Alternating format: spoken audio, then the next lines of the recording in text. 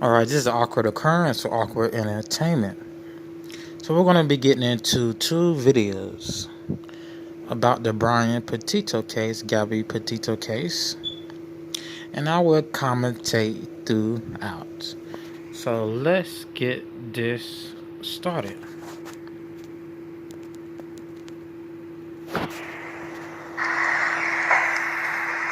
Chris, is there anything you could say about the recent news?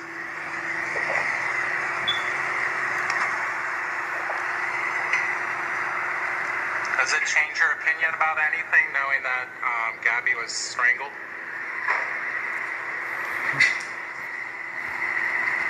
So Mr. Chris Laundrie was spotted at a gas station. Someone, I don't know who this is, that approached him, asked him about Miss Petito's autopsy results. Gabby Petito was strangled. We don't know who did it, why they did it. The only suspect the public or mainstream media could think of is Brian Laundrie. Reason being, he was the last one seen with her. Let's continue. Do you have any idea where Brian is?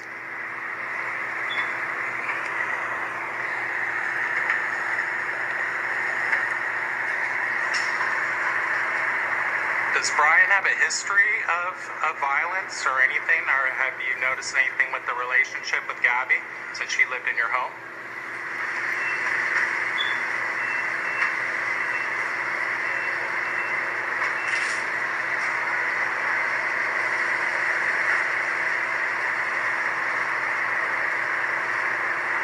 He's just ignoring this guy, getting his gas, just ignoring him.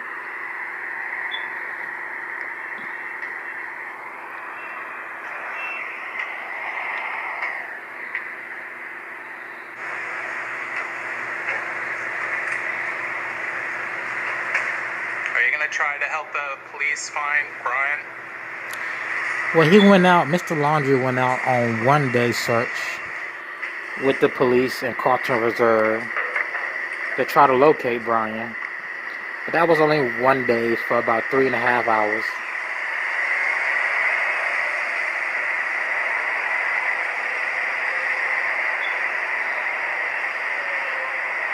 Were you surprised when you heard the news?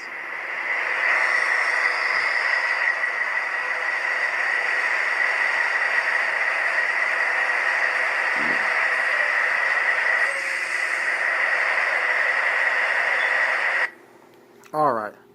Now, I don't think anyone was surprised when they heard the news she was strangled.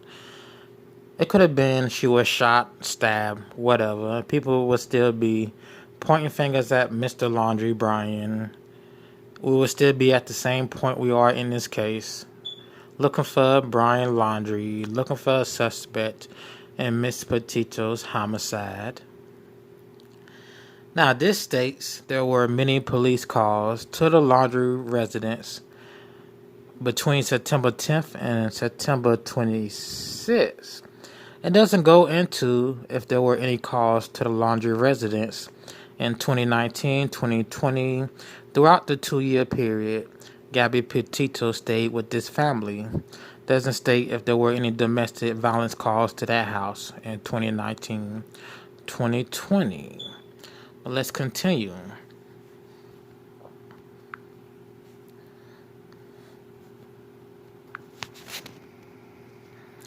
So there were 46 calls made to the police between September 10th and September 27th. 46 calls. I would have to think some of those calls were by random people just wanting police to go out to the house to see if Brian Laundrie was there. Maybe one of those calls were from their parents saying their son is getting out of hand, because Mr. Brian Laundrie left in the Mustang to the Carlton Reserve on September 13th. He was reported missing, I believe, on the 15th. So one of those calls could have been by the actual parents saying their son was getting out of hand. Maybe on September 11th, when Gabby Petito was reported missing, the parents asked Mr. Brian Laundrie, "Where is your girlfriend?" He maybe got violent, caught a temper with them. Police came out, but everything was resolved. In this report, it says everything was resolved. No one was arrested. It doesn't state why police went out there. And once again, there's no evidence that we have seen that police were ever called to that residence for domestic violence issues. Miss Gabby Petito has never been shown with a black eye, broken bones. There's no hospital records of her with a black eye, broken bones, any injuries caused by Brian Laundrie. Her friend Rose Davis never stated she saw Gabby Petito with a black eye or anything. Let's continue. Earlier in this case, there was a false police report or a false call to the police of gunshots fired at that house, which again was false. There were no gunshots fired. We still don't know who made that call. Police never followed up with media about who made that false report to police. This video is of two protesters knocking on the laundry door after 9 p.m. at night, at least after 8 p.m. at night. The two protesters are a young couple. They may be a couple. They're in their early 20s. It's a man and a woman. So let's get into this video.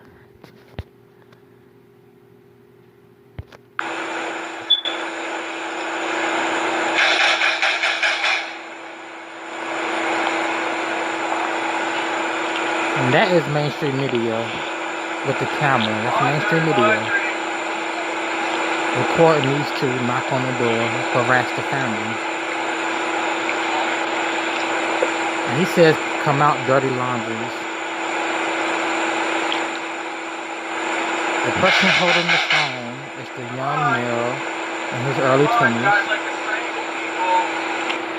His girlfriend is by the Mustang.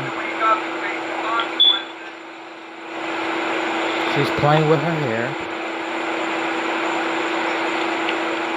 It seems like she's telling him to come on, let's leave.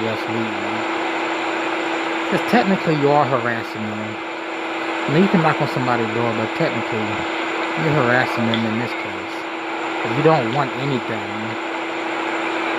they aren't guilty of anything.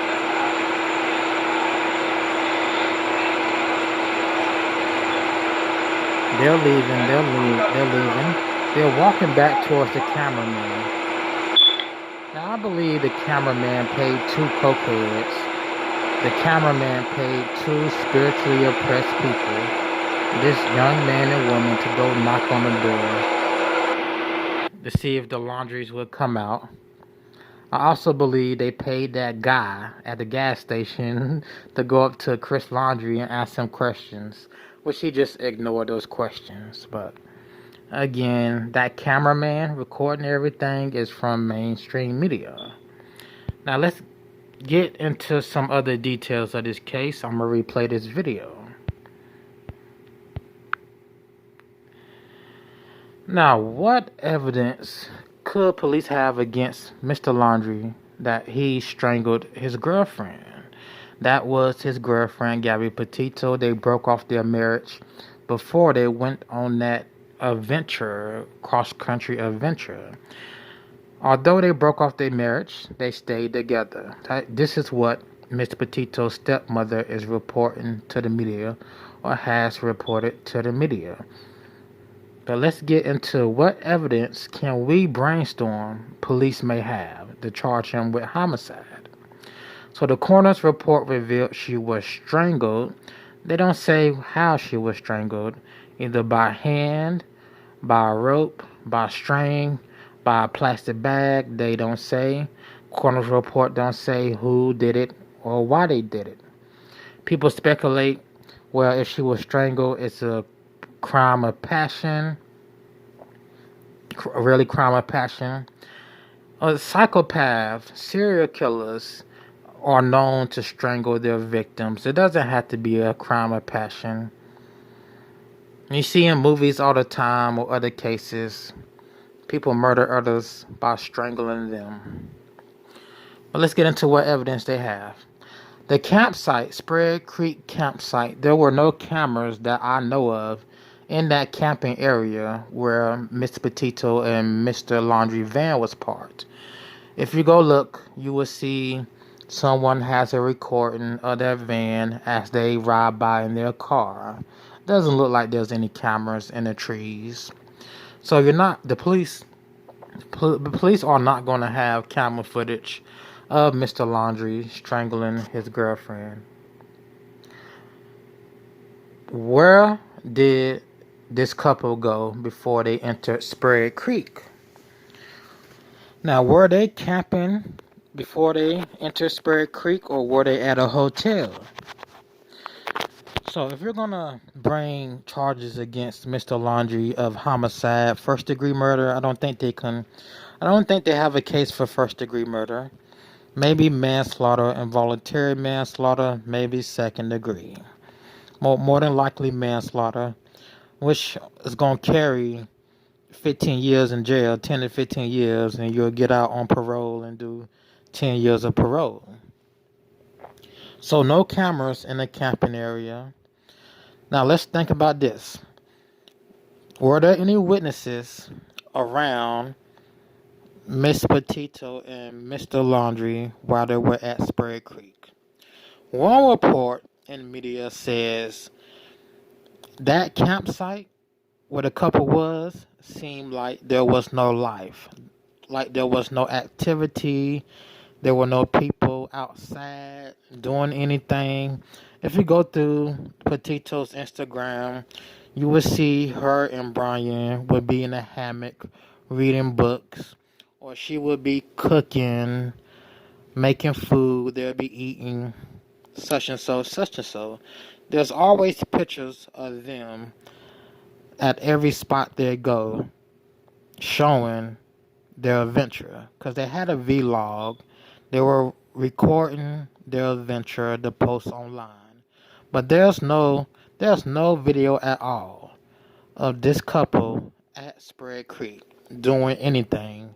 Not in a hammock, not by a creek, not singing songs, not reading books, not kissing, nothing at all. So let's keep going. Let's keep using our critical thinking skills. Before this couple reached Spread Creek, was Miss Petito spotted on camera alive? Was she spotted on camera alive? Was she at a store spotted on camera before they entered Spread Creek? Maybe 30 minutes before they entered Spread Creek, they stopped at a store. Was she on camera in the store or in the car? Or was Mr. Laundrie always alone? Was he alone as he entered Spread Creek? The reason I say that is because maybe Mr. Laundrie and Miss Petito got a hotel. They left the hotel. They went to Spread Creek. And if he is actually the murderer, he killed her at Spread Creek. Now, think about this. Miss Laundrie, Miss Petito were camping somewhere else in their van before they went to Spread Creek. They had an argument. Mr. Laundrie, as told by Rose Davis, Gabby Petito's friend, had episodes of hearing voices and not sleeping. Mr. Laundrie also admitted he was on anxiety medications. Anxiety medications make you feel high. They make you feel relaxed, high, dopey. They also cause episodes of hallucinations and episodes of insomnia. So we can theorize Before Spread Creek, they were camping out somewhere else. They got into an argument. Brian Laundrie strangled his girlfriend inside of the van. Later on, maybe the next morning, he took the van into Spread Creek. He stayed at Spread Creek for a couple of days. This is where you get the no activity, no signs of life report in the media. Again, go back, look at articles. You will see people report, or one person report, there was no signs of life for days around that van in Spread Creek. Which makes me think Miss Petito was killed before entering that campground. Her body was in the van. Brian Laundrie dumped her body in the place she was found. Either he buried her or she was left uncovered.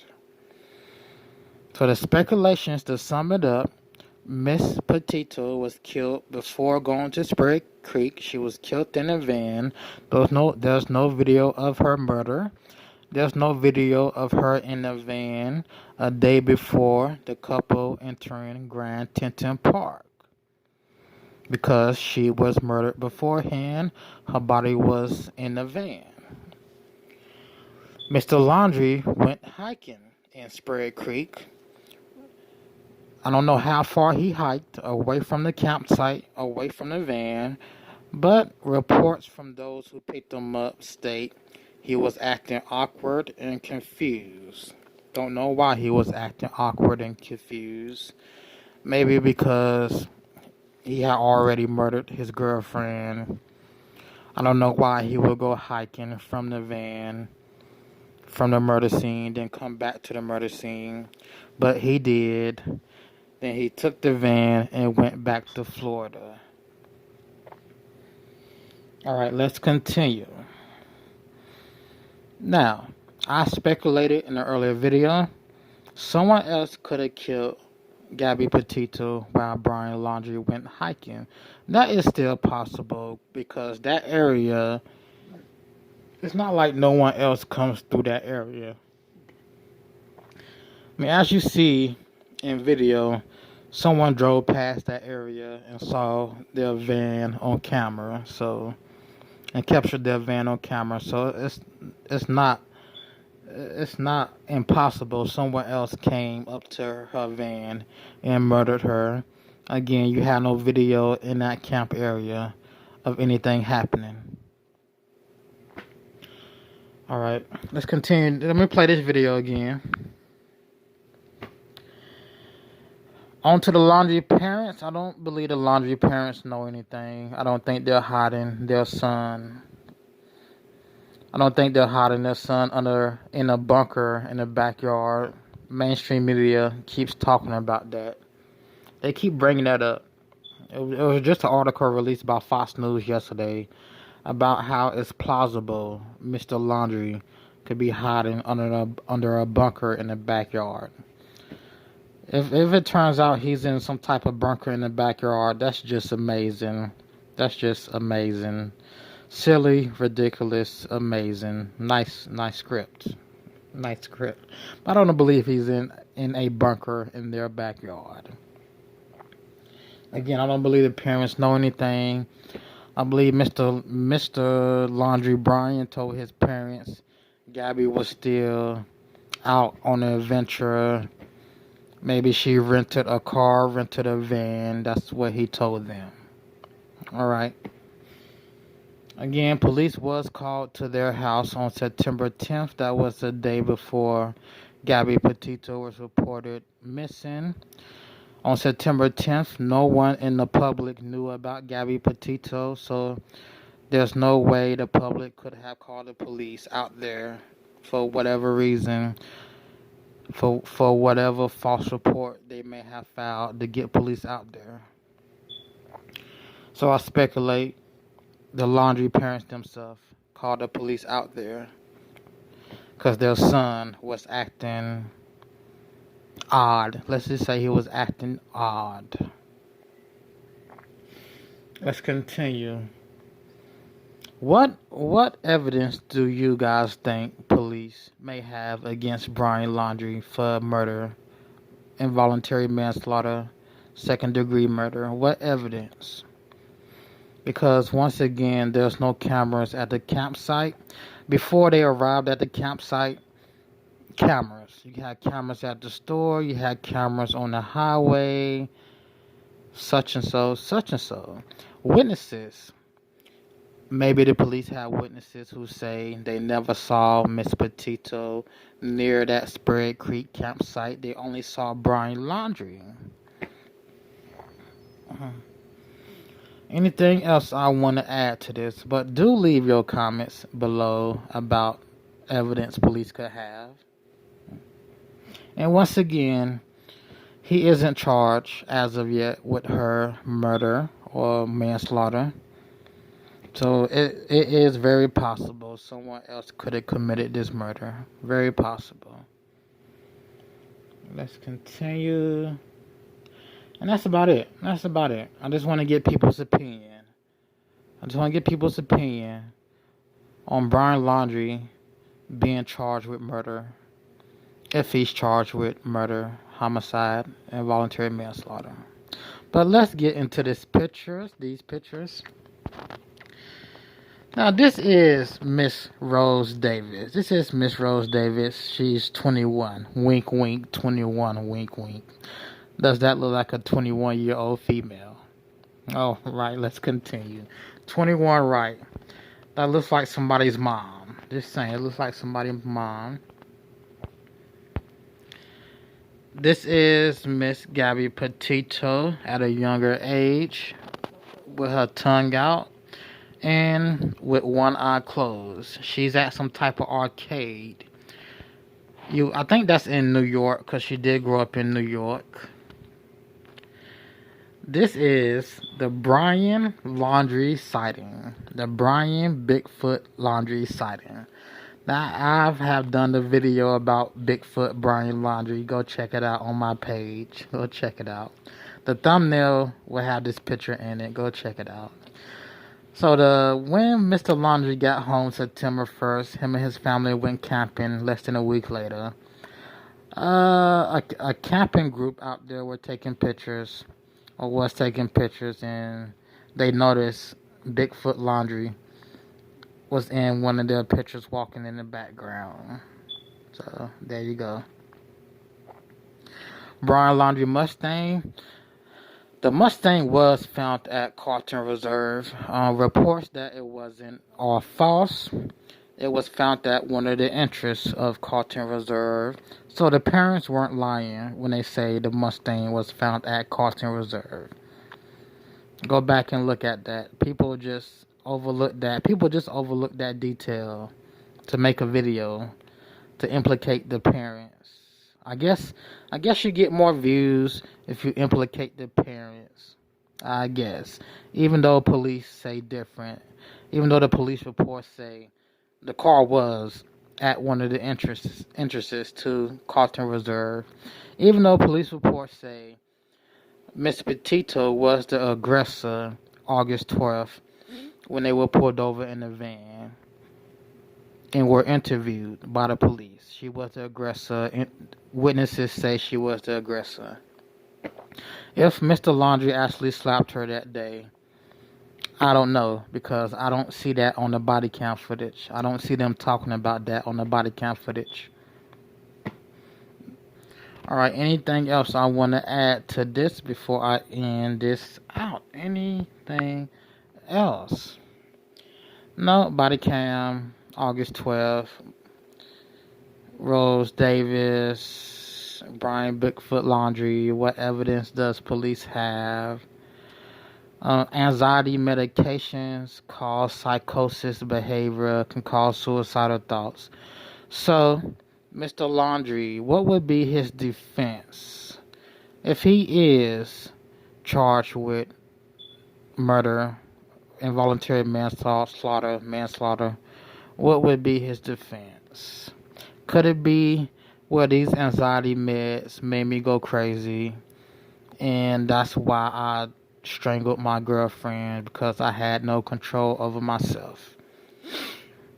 Even then, he would still be found guilty, but he wouldn't get life in prison. I don't think he would get life in prison. I don't think he'd get life at all in this case. He would get, like I said, 10 or 15 years, then he'll be on parole for 10 or 15 years. That's if he is the actual suspect, the actual culprit in this homicide. That's if he's still alive at that also. That's about it, people. This has been, I will see you in another, I'll probably do another video about what defense could Brian Laundrie use if he's charged with murder. And this has been Awkward Occurrence for Awkward Entertainment, and I will see you in the next video.